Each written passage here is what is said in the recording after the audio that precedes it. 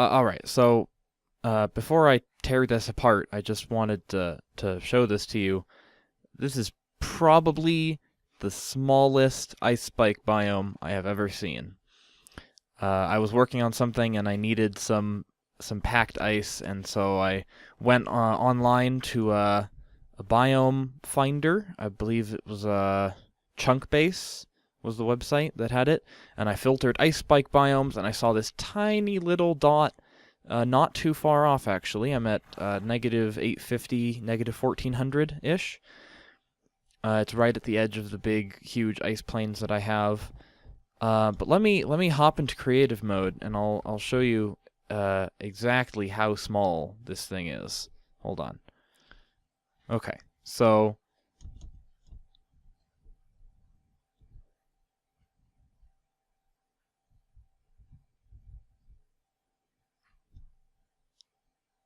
is that not the weirdest thing? Like it's an ice spike biome, but it's like one hill, and that's the whole thing. Anyway, I'm gonna collect all of this now, and if I ever need more, the next closest one is at I think negative 5,000, 5,000, or 5,000, negative 5,000, way over that way. So hopefully this stuff will last me as long as I need it. Now, as for what I have been working on that takes packed ice, I have been working on the fortress here. More specifically, I have, I believe, finished the furnace system. And this will be nothing exciting to people who already know a lot about redstone and hoppers and that kind of stuff, but I have not played around with much of the new redstone. I haven't played Minecraft in a long time, as I've said, so this is all very exciting to me. Let's see. So I'll explain all this in a moment, but basically the idea is this fortress, before it was taken over by its current residents, this fortress was a major military base, and part of that base's goal was to sort of be able to have a capacity for independent production. So if if the supply lines were cut off and stuff, this fortress would be able to mine their own ores, forge their own weapons. They wouldn't need grow their own food. They would be able to survive cut off from the rest of the empire. So later on, I'm going to be building a mine system down this cave here, but I started with the forge, the smelting system. So basically the idea is the mines down here, they would cart ore up here, dump the ore in this water stream, and this is where the packed ice came in. I didn't want to melt regular ice, but I wanted it to move along. And the water stream carries it all the way down here and up this glass elevator. I'll explain how those work later if you've never seen one before. Into a water stream up there, carries it all the way over into the distribution system back there. It's a hopper dispenser clock, but and that sort of moves the ores into these 6 furnaces here. And each of these furnaces has an item filter above it. So this one only takes cobblestone, and this one only takes sand, iron ore, gold ore. These two I don't have a filter for yet. I'm thinking clay blocks, perhaps. But I don't know what to do with them. So yeah, everything comes down here, it goes into the furnaces. If anything does get missed by the hoppers, it goes into the overflow chest here. It doesn't get lost. And once everything is done cooking, it gets pulled out the bottom of the furnaces and comes over to the product chest here. The redstone in the back is a little messy. I'll show you what I mean. I haven't even made a proper door because it's so cramped. Yeah, it's a little packed. And you can't even see the dispenser clocks. So let me hop into there it is. Let me hop into creative mode, and I will show you sort of the breakdown of how the individual pieces work. Okay, so ignore the mess if you can. This is where I test basically everything out. So first things first, the item stream. Obviously, item stream moves stuff along. The ice, if you don't know, ice makes things move faster. So, for instance, if I put some snowballs in here. Oh, that's a dispenser, isn't it? Whoops.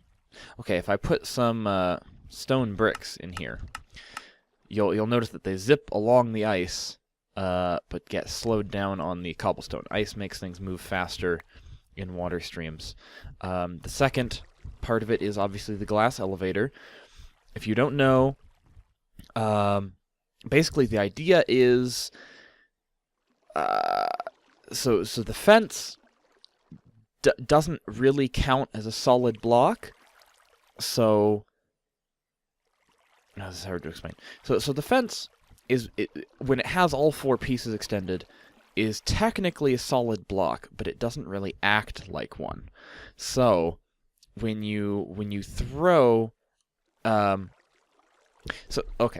let's say I have stuff on the ground here. When you place a solid block, the items get pushed out, right? Like the block pushes out the stuff. So basically the idea is you shoot the items in, and there's blocks on all sides of the fence. And so the thing tries to push the items up instead of out in a direction. But going up, obviously there's glass, so there's still blocks on all sides of the center block. And so what it ends up doing is it pushes the items all the way up to the top. Occasionally stuff gets loose, but so you see they just rise up there. Now, as you see, sometimes when you're doing lots of little items, the game gets overwhelmed, and some of them pop out anyway, which is why it helps to do big stacks of stuff in glass elevators. Doing lots of tiny items generally ends with a lot of them popping out. So that's that part. The next part is the dispenser clock, which is very simple to set up. Basically, and this one's a little more complicated even than it needs to be, but basically you have a system set up so that as long as there are items in the dropper, as long as the comparator has an output, the comparator sends power to a repeater, which ups the signal all the way to 15, and because the signal here will subtract from the output of the comparator. Hold on. What ends up happening is that the comparator will actually turn itself off and on repeatedly, so it'll just be a continuous clock. So if we have just items in here without the repeater, you see it just it turns on and off constantly because it's turning on and then turning itself off. But then if we take a repeater and have it power the dispenser, it will keep popping out items at a fairly rapid pace until there are no more items to throw. So it's very good for distribution systems like the one I'm using. You can see sort of a model here, and this was the packed ice model. So basically, this is the fuel dropper. So there's this system back here. It spits the stuff out into a water stream. The water stream carries it all along the hoppers. Now the idea behind what I wanted to do with this furnace system was the way that furnaces and hoppers work together is very very well thought out and very fun to work with.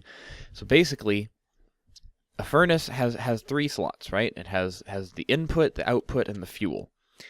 And the way that hoppers work with furnaces is that anything coming into the top of the hopper, or of the furnace, goes into the input slot, and that's anything. You can put gold swords in there. Anything will go in. Any side input of the furnace, and that's any side, will try to go into the fuel slot. Now, the fuel slot is pickier. So, like, blaze rods will go in because they cook stuff, but nether stars will not. So only things that are actually fuel can go into the fuel slot. And then, if you have a hopper on the bottom of a furnace, it will take anything that is finished cooking out of the furnace, and it won't take anything else out, except if you are using buckets of lava to cook. It will take the empty buckets out once the bucket of lava is done. But that's a minor exception. And that's what I mean by it when I say that it's very well thought out. It's just, it's very easy to use. So I wanted to make an automatic furnace system by I could just put the items in, and it would spread them out, dump them into the furnaces. I could put fuel in, and it would just spread it out, and then have all the output just get automatically funneled over. And that does mean I miss out on the experience from smelting, but honestly, I have a blaze farm. It's not that much experience anyway. So this one's a little confusing. Let me explain item filters. So the basic idea behind an item filter is that you have a top hopper that has a lot of filler material, and this works best with stuff that stacks to 16. Like ender pearls or signs or snowballs, because it fills up more space in the hopper in fewer items. You have filler material, and then you have the material that you want to have enter this slot, basically. And you can see all this stuff is 1 wide, so you could tile these very easily if you wanted to. So basically what this is doing is there's a comparator that's detecting how full this hopper is. And you can see that this hopper is not actually pointing into the hopper below it. So this hopper is trying to put its items into the comparator, basically, which doesn't work. So it will not put items into the hopper below it, but the hopper below it will pull items from the top hopper unless it is locked, like so, with this torch. So basically, the idea is what you want when stuff passes over the hopper, when the right item enters, you want to unlock the bottom hopper very briefly, pull one down, and have it put into the chest or the dispenser or whatever you're sorting it into. So the comparator here you can see is at output 1 right now, and so this is just under the threshold of output 2. With how much is in here. So as soon as one item enters, the comparator's signal will extend that additional block, and with redstone magic, the wire up here will actually power this repeater. I'm not quite sure how it works, but it does work. And the repeater then powers this block, which depowers the torch, unlocks the hopper here, and your items pass through. So you can see if I put like all this redstone in, it's getting sucked out, and as soon as it reaches, as you see, so it emptied back to its original level. There's always 1 stuck in here, but that's just a byproduct of the system, and the other 15 are in here. So that's how it would work in an ideal situation, with a minimum amount of redstone and materials. Unfortunately, with a furnace, you have to have hoppers on all 3 sides of the furnace if you're making it a 1 wide tileable thing like that there.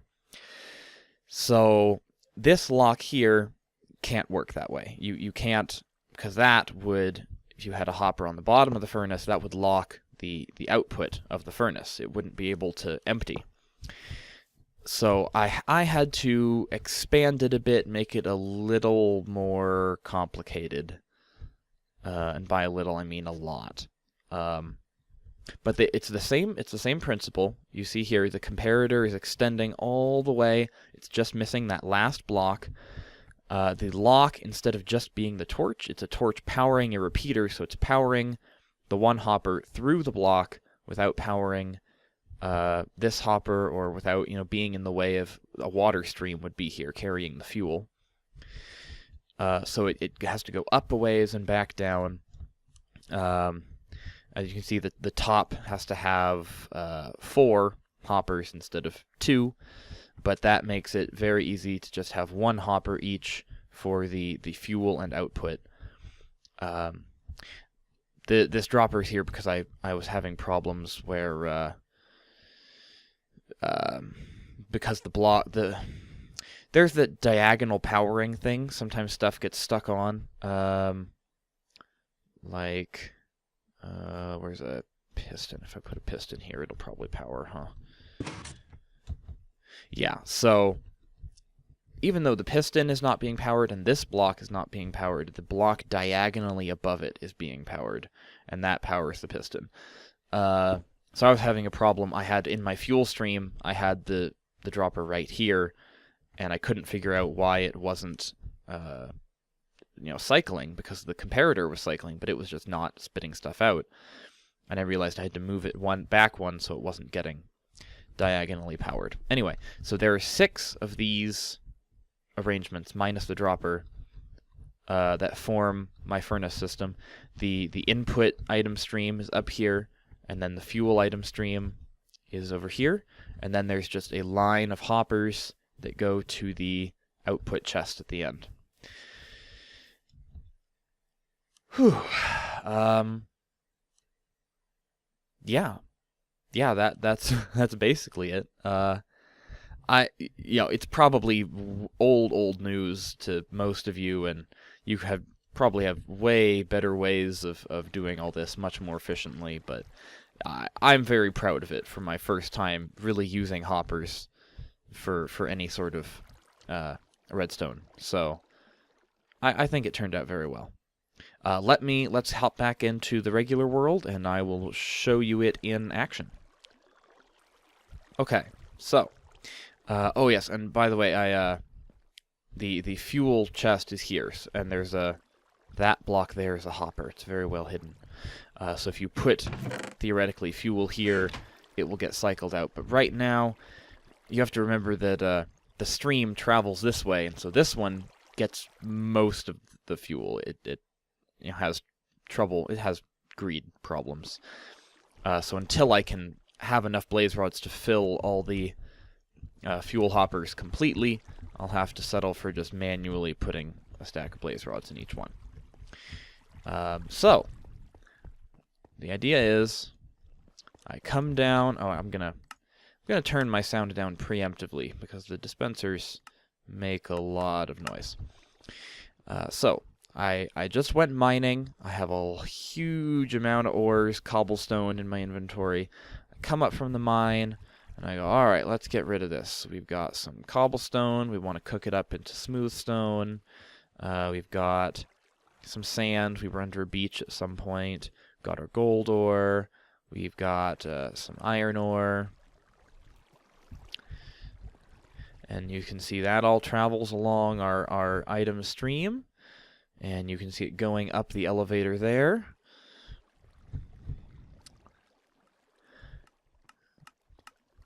Yep, and then that just, you can hear it goes into the hopper, which empties it into the dispenser. That does give it a limit of 14 stacks to be held, theoretically. But I doubt I'll ever go over that at one time. And so right now you can see it picked up mostly the cobblestone, so it's spitting out the cobblestone and it's filling that up. As we watch here, though, oh, see, it's got some of the gold. Oh no, that's the iron, right. Because this is the sand. So it got some of the iron, it spit out some of the iron. I did put the sand and gold in there, didn't I?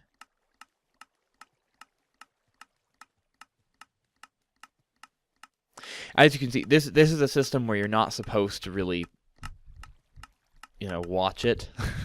You're supposed to just dump the stuff in and forget about it, which is sort of the goal. I'm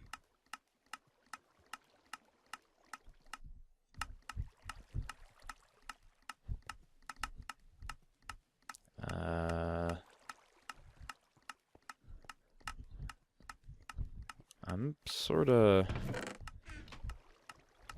worried now. Is it not?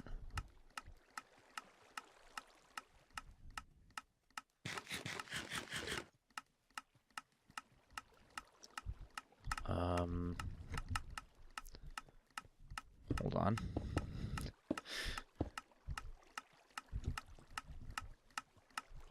What is going on up here? Oh, is that? Oh, I don't want to. Did it just not? Did they pop out?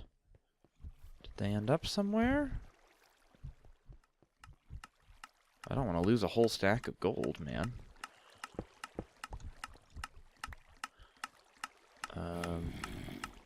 Oh, this is directly under the water stream. I don't want to be here. As you can see, I still have some ceiling problems to deal with. Where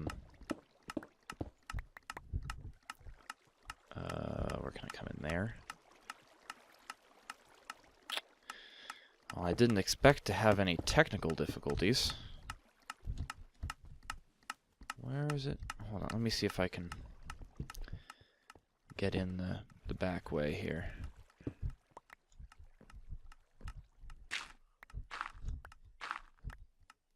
Okay. What's going on, guys? Has it just not come out yet?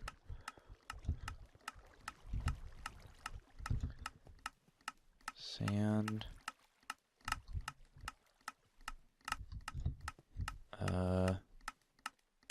Okay. Sand is going. Gold. Okay, I guess it finally got there. Okay.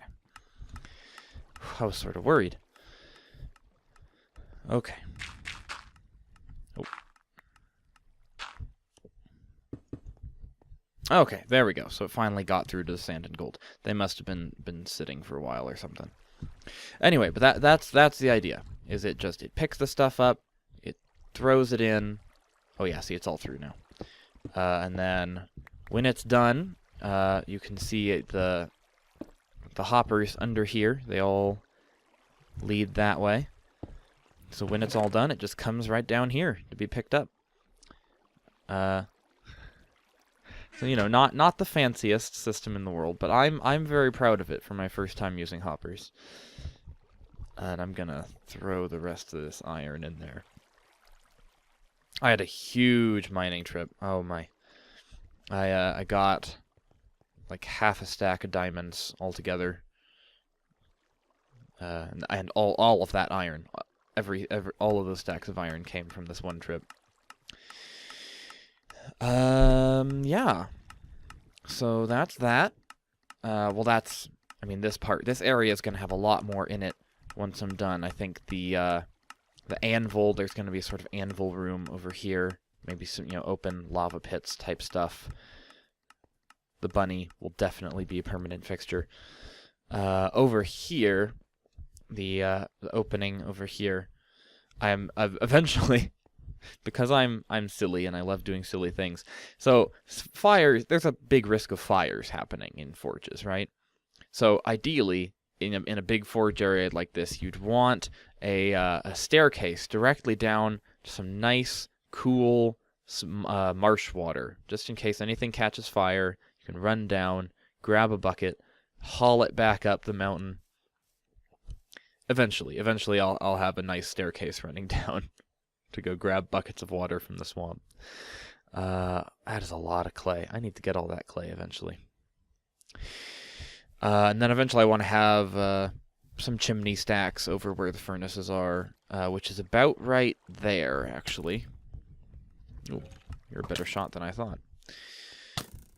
Hopefully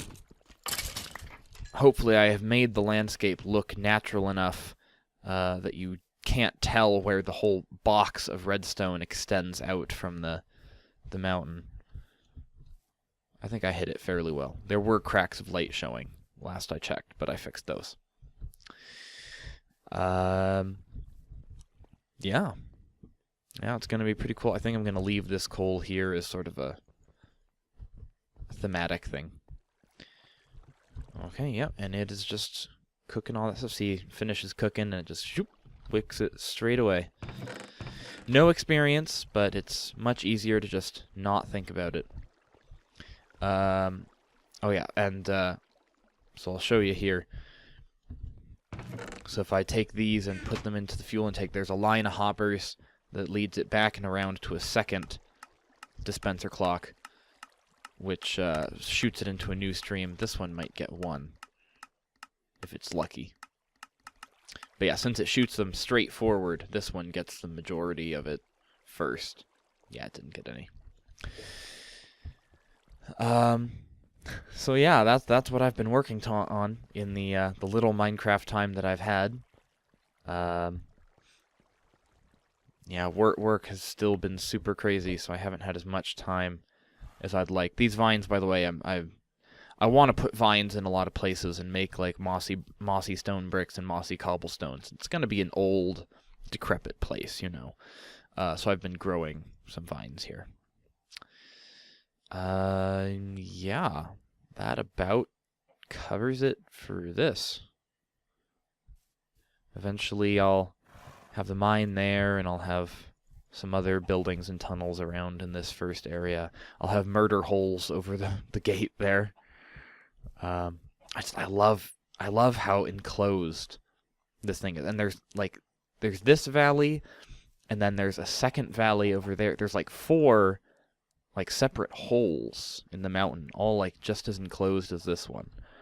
And I think it'll make for some great building once I have the time to actually build in it. But anyway, it looks like I spent more time than I thought explaining. So I guess that will be it for that one. I just showed you a couple of redstone things. If you have any questions, go ahead and ask them. I'll do my best to answer them. And until the next time, I'm not sure what you should do actually. Until next time, do whatever you do best.